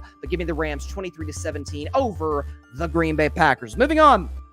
What do we got next here? The Washington Commanders and the New England Patriots, also known as the second worst game of this weekend. So, listen, New England is a 2.5-point favorite at home. The biggest story leading this game actually involves both teams, in that a report came out that Bill Belichick may be traded to the Washington Commanders to be their new head coach, assuming they move on from Ron Rivera, which all signs kind of point to that being the case. I don't love it for Washington. I wouldn't really get it for Washington, but Kraft wouldn't have to fire Belichick, so I guess it'd be better for New England in terms of kind of a peaceful and swift change to a certain degree. But again, was it Albert Einstein that said the definition of insanity is when you do something over and over again and expect a different result? That's me with the Washington Commanders. I didn't have them as a playoff team before the season. I had them as a last place team in the NFC East. That certainly looks like it's going to end up being the New York Giants. But the talent is there. It is. Now, they did trade Montez Sweat. They did trade Chase Young. But you couldn't tell Montez Sweat and Chase Young were making that big of a difference against Philadelphia last week when they gave up 38 points. So when you look at Sam Howell, what he's done, throwing for nearly 400 yards against Philly last week. The Patriots don't have a much better defense than Philadelphia. They have some injuries, obviously. Christian Gonzalez, the rookie, is out for them. They have some injuries in their front seven. So again, I've bet on Washington a lot this year. I've been wrong a lot. I guess, according to Albert Einstein, I guess I'm insane because I'm going to end up taking the Commanders to win this game 24-20 over the New England Patriots. Again, I know I'm nuts. I own that. I understand that. But I'm going to take the Commanders 24-20. I hope my guy Parnell's happy with this. 24-20 over. Parnell's also a big Mac Jones fan. So split allegiance here, Parnell? No, not at all. He's a Commanders fan. He's going to pull for his team no matter what. But Washington wins, gets to 4-5. They win 24-20 over the New England Patriots. So obviously take Washington and the points. Moving on to certainly the worst game of the day. And I'll try to be as quickly as possible on this one. Indianapolis Colts, Carolina Panthers. The Colts on the road in Charlotte are a 2.5-point favorite against the Panthers. So look, Carolina's coming off of a win last week, an ugly win, 15-13 against the Houston Texans at home, coming off a bye. By the way, Frank Reich, who I think is a really solid coach. I like him more than most. Passed off play calling duties to the young offensive coordinator there in Carolina. The offense didn't put up great numbers. Bryce Young completed over 70% of his passes, was pretty efficient, was able to move the ball pretty consistently, which we hadn't seen in the 6 games before that, given the fact that until last week, the Panthers were the last winless team in the NFL, got their first W last week. As for the Colts, look, Gardner Minshew's put up pretty good numbers, but he struggled with the turnovers, which Gardner struggled. He's kind of been a turnover machine his entire career, dating back to Jacksonville. He was in Philadelphia last year, and he is right now in Indianapolis, taking over for the injured Anthony Richardson, who's done for the season. Indianapolis has been competitive in some games. They nearly beat Cleveland. You know, they pushed Jacksonville a little bit, but ultimately Jacksonville's the better team, certainly had the way better quarterback, and was able to win that game. So there's some limitations in Indianapolis. They are still very much a rebuilding team. I'm actually going to go with a little bit of the upset here. I'm going to go with the upset. Give me the Carolina Panthers, 19-17. You heard it here first, y'all. Carolina gets 2 straight wins and gets them both at home. Panthers win another kind of an ugly game, 19-17. A revenge game for Frank Reich against the team that fired him last year, the Indianapolis Colts. And I do think, at the end of the day, he gets it. Frank Reich, Panthers win 19-17. It is now time for my favorite segment in Carving Up Live every week, all week long on Fridays. Bettin Man. Bettin Man. I take a hard look at the New York Giants and the Las Vegas Raiders, as Boomer said, as not Boomer Esiason, as Chris Berman said on back in the day on what's that show called? Or not with the show, but on ESPN. So listen, I was looking at the stat. I think this is very interesting. So Jimmy Garoppolo has been benched for this game. The rookie Aiden O'Connell is going to make a second start. I like the kid. He was really good at Purdue. Gave my Tennessee Vols some major problems last year. So how about this? So the new, pull up his name, make sure I got this right. The new interim head coach for the Vegas Raiders, guy by the name of Antonio Pierce, actually was a Pro Bowler back in the day with the New York Giants as a linebacker. He's their linebackers coach this season under Josh McDaniels' staff. Obviously, Josh McDaniels was fired. So Antonio Pierce had this, a very impassioned, fired up press conference in front of the media leading up to this game. Obviously doesn't have a ton of time to prepare. Like all of a sudden, middle of the night on Halloween, hey Antonio, you're the head coach now for the rest of the season. How are you able to respond, especially now that Jimmy Garoppolo has been benched, I assume, by Antonio Pierce, wanting to give the rookie Aiden O'Connell a shot? And frankly, I don't know if Jimmy's just going to get that much run the rest of the season, unless, knock on wood, O'Connell goes down. But I'm thinking about this for Vegas. So we say all the time that, when a team fires their coach, they usually win, right?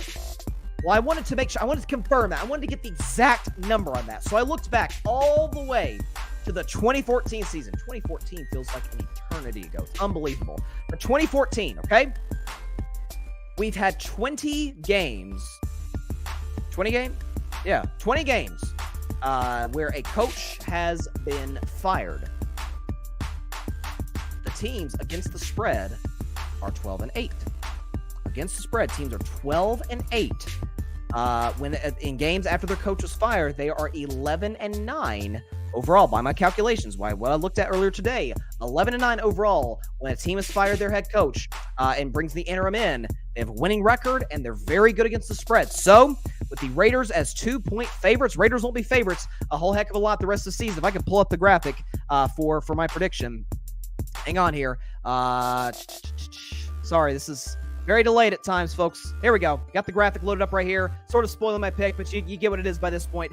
If I were a Bettin Man, take the Raiders to cover -2 and get the dub 26-20 over the Giants. I get Daniel Jones is back, and he's he's certainly a better option than Tommy DeVito, who had negative passing yards. Poor kid, a third stringer against the Jets last week. Obviously, Daniel Jones is a much better option than him, but I will take the Raiders 26-20 over the New York Giants. And if I were a Bettin Man, take Vegas -2. The Raiders.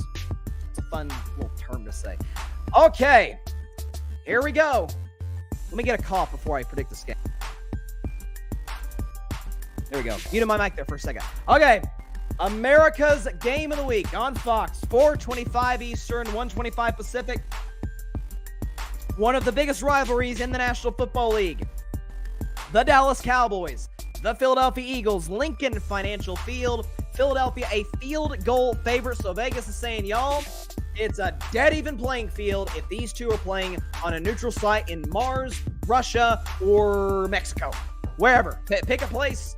As long as there's oxygen to breathe. There's not oxygen to breathe. There's good enough oxygen to breathe on Mars. Outside of that, evenly matched teams. So I tend to believe that Philadelphia has a better roster than Dallas. I simply do. Their offensive line's clearly better. Receiving core is better. Running game is better. Coach, I'd call it a wash. I do like Sirianni. I like McCarthy more than most. I like that he opened up the playbook for Dak. More on that in a second.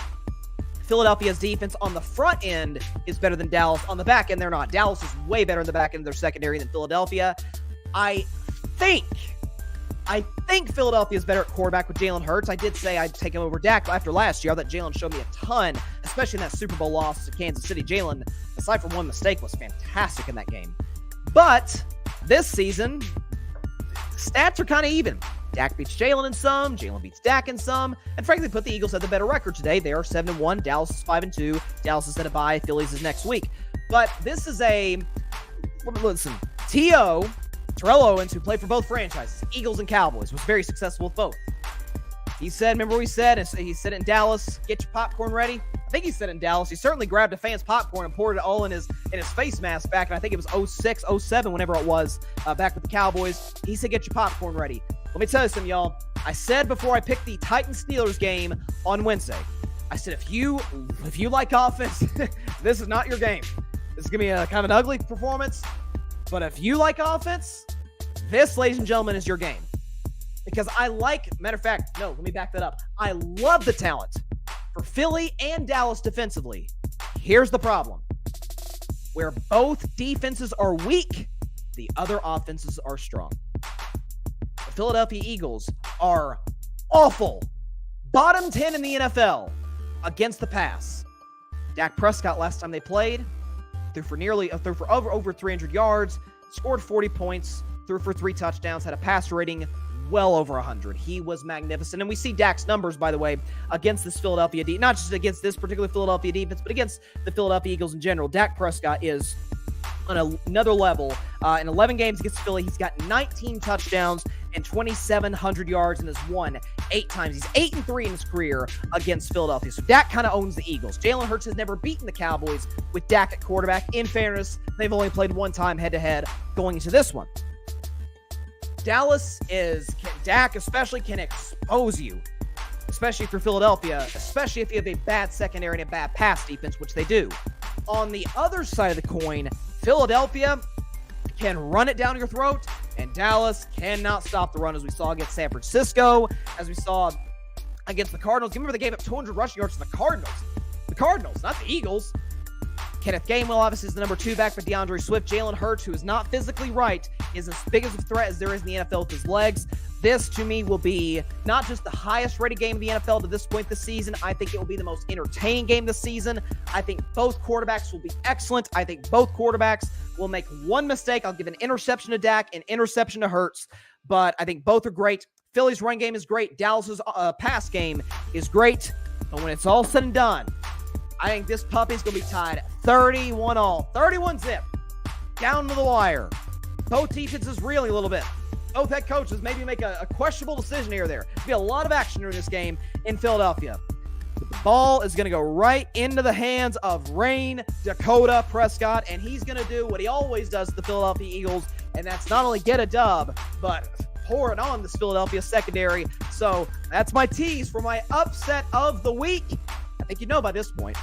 Give me the Dallas Cowboys 34-31 over the Philadelphia Eagles. Again, Philly not a huge favorite, a 3-point favorite. Be a neutral site game. They'd be dead even. Give me Dallas. I think Dak outduels Hurts. I think CeeDee Lamb has a massive game. I'd like to see them take shots with Brandon Cooks. I just think Dallas, in terms, again, Philly's secondary. Folks, Mac Jones, a backup quarterback, which he is, Patriots fans. I think even Patriots fans agree with me on that. Mac Jones, how about his stat line against Philadelphia back in week 1? It's Mac's best game this season. The Philadelphia had film on him, okay? 316 yards passing, 54 attempts, 3 touchdowns, and a passer rating of 91. It's the best game Mac's played in a year. That's not the Buffalo game. He played well against Buffalo, but even backup quarterbacks have good games. But he tore this defense up. Sam Howell, who I like. I think there's some stuff there with Sam Howell. Sam Howell, nearly 400 yards passing against the Eagles defense. The heck is Dak going to do? And last thing, and I'll stop the music for this one. Stop the music for this one. Just for a second, and then we'll move on to Buffalo and Cincinnati, and then we'll get out of here. You guys know that I have been the capital T, capital H, capital E, the Dak Prescott defender in all of sports media, podcasting, radio, television, print, the whole bit. Dak does need to win this game. Again, given his success in the pass against Philly, and given how awful this pass defense is. If Dallas protects Dak, which is going to be it's a lot to ask given how good this Eagles front 7 is, Hassan Reddick, Jalen Carter, if they give Dak time, we're going to be coming in talking about Dak Prescott and the MVP discussion. I'm just telling y'all right now. They give Dak Prescott time, and at that point, the pressure is on Dak to deliver on time and on target, which I believe he will. Dallas wins, and Dak is in the MVP discussion. Now, if they give him time, like in the San Francisco game, which that's Dak's bugaboo has been San Francisco for a while now. He's good against everybody else except them. But if Dak does have time to throw, and he doesn't deliver on time and on target, and doesn't play well, the criticism will be warranted. 1,000%. And I say that as the biggest Dak Prescott fan on the planet. The criticism will be warranted. Frankly, for Dallas, too. If Philly loses, well, they made the Super Bowl last year. You say, well, let's be consistent. Well, okay, I will be consistent. Philly did make the Super Bowl last year. Philly has won big games this year against Miami in particular. If Philly loses, long as Hurts is healthy enough, they're fine. Dallas, they got mowed down by San Francisco, who's a Super Bowl contender. You got to win this game. Divisional familiarity. On the road, I get it. You got to win this game. Dak's got to play well, and I think he will play well. Put the music back on. Upset of the week, Cowboys over the Philadelphia Eagles, 34-31. Last game, and this is a big one as well. Buffalo Bills, Cincinnati Bengals. How about this, y'all? The first time that these two have faced in this particular stadium since the tragedy with Damar Hamlin. I'll remember exactly where we were when that happened. I remember doing an entire show on him. I used to do my show on Thursdays, doing the show on Thursday. Had Ryan Flowers on the show. It was a very somber. It was a very, I've never been more shaken watching a moment happen. Damar Hamlin, by all accounts, is going to be there in attendance, or not necessarily in attendance. He may suit up for this game. He is a backup safety for the Bills. I would love to see Damar and the medical staff for the Bills and Bengals get a standing ovation for what they did, saving this young man's life on that field on January 2nd, 2023 in Cincinnati, Ohio. It's going to be a beautiful atmosphere, I think, to start the game, and this is going to be a fun game for sure. Certainly two of the best quarterbacks in football, Burrow and Allen. And listen, the last time they faced off was in the playoffs, because they ended up facing and ended up completing the game, obviously. The game in the playoffs, a snowy atmosphere, Orchard Park, New York, Buffalo, New York, and Cincinnati came into Buffalo and absolutely smacked them. 27-10. Burrow, again, in the weather, was fantastic. Jamar Chase caught a touchdown that game. The Bengals offense with Mixon was good, and Josh Allen, the Bills only mustered 10 points, and Stephon Diggs was held to a pretty pedestrian stat line when it was all said and done. So, thinking about this, and I'm saying, Okay, both teams kind of need to win here. Buffalo does not have, outside of Miami, an impressive win on their resume yet. They don't. They beat Washington. They lost to New England. They lost to the Jets. They lost to Jacksonville. There's nothing wrong with that. Jacksonville's amazing. They're better than Buffalo. There's nothing wrong with that. But you got to win these games if you're to convince people like myself who do not believe, and I'm going to say adamantly do not believe the Bills are a Super Bowl contender this year. You win this game in Cincinnati? Okay, you got my attention now, Buffalo. You've got my attention. No doubt about it. Keep pace with the Dolphins potentially in that AFC East.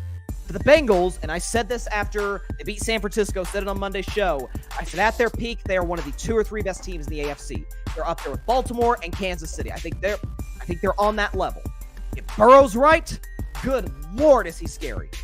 Accurate, good arm, good outside the pocket. Jamar Chase healthy, T. Higgins healthy. This Bengals offensive line, shockingly, against a great Niners pass rush, I thought played pretty darn well. They're going to be tested by Buffalo, not as much as they were against San Francisco, but I really like Cincinnati in the spots. I like Cincinnati's roster better. I obviously will take Joe Burrow any day of the week over Josh Allen. I think Cincinnati has better coaching on offense and on defense. Cincinnati defensively has been better. I think Josh Allen's going to struggle. I think he's going to have a couple turnovers in this game. So I will take the Bengals to put together a back-to-back straight W's and back-to-back straight impressive offensive performances. 3 in the last 4 games, that would be 30-23 to cover, -1.5 against the Buffalo Bills. This was almost my if I were a Bettin Man game, but I decided, it might sound actually kind of crazy, but I decided to go with the Raiders. Listen, the Buffalo Bills are a roller coaster. They're up and down, up and down. You never know what you're going to get. The coin flip Bills, so to speak, kind of like Anthony Davis.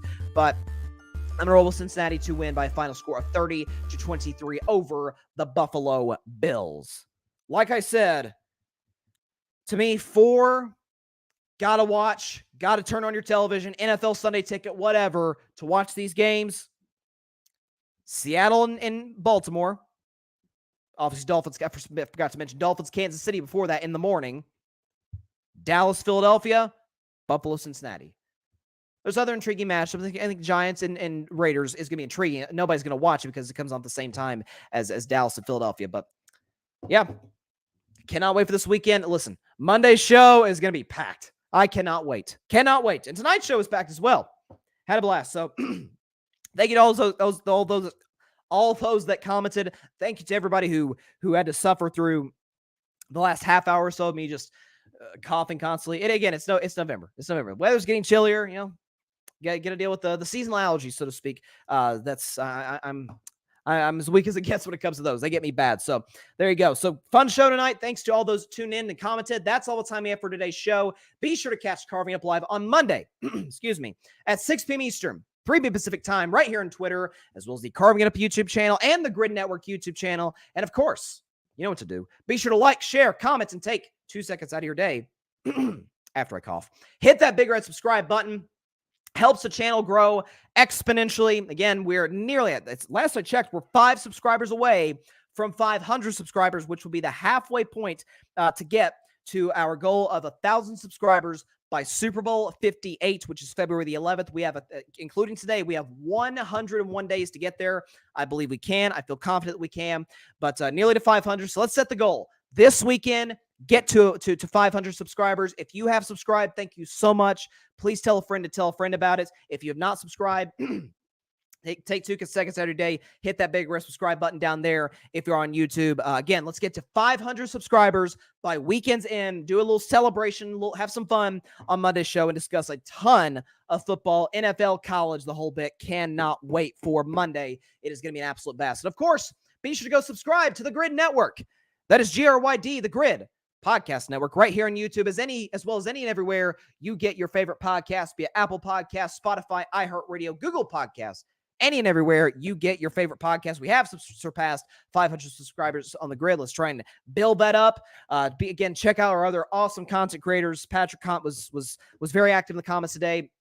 He writes articles for the Grid Network's website. Check those out. Got some awesome content creators doing shows, writing articles. The Grid is just growing and growing every single day, and I'm very, very blessed to be a part of it. So have a great weekend, y'all. Please continue to stay safe out there. Please be sure to take care of your physical as well as your mental health and your allergy health, obviously. And also, please be sure to contact your local state representatives and senators to demand change for gun violence in America. Got to fix this, and we've got to address it. a loaded weekend of football ahead. College, NFL, NBA is fun. In-season tournament starts tonight. Can't wait. About to go watch Warriors Thunder. Gonna be a blast. See y'all on Monday. Fun show coming up ahead. God bless you all. Peace out. And Dak is gonna carve up the Eagles. Thanks so much for watching the show on YouTube, and be sure to go click that big red subscribe button and check out the other clips and full shows from Carving It Up Live, as well as our other incredible content creators here on the Grid Network.